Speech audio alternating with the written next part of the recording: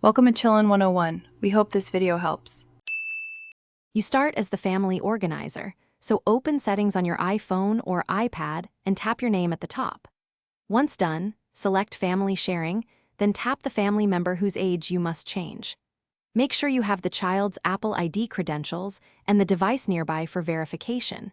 You may need the device passcode or two-factor code.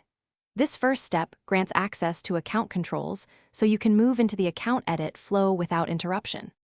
Now tap Account Settings or Edit Account beneath the selected family member and choose Birth Date. You will enter the new date. Do this carefully because changing to under 13 or local age limit triggers child account rules. Enter the corrected date, then follow identity verification prompts. This can include entering your passcode or approving a two-factor notification.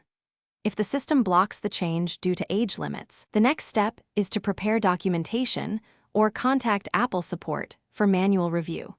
Finish by tapping Save or Done, then confirm any on-screen confirmations.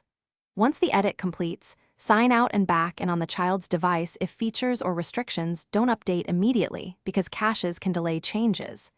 If the system refuses the change, prepare proof of age, such as a birth certificate, and contact Apple support. They can manually review and adjust the account.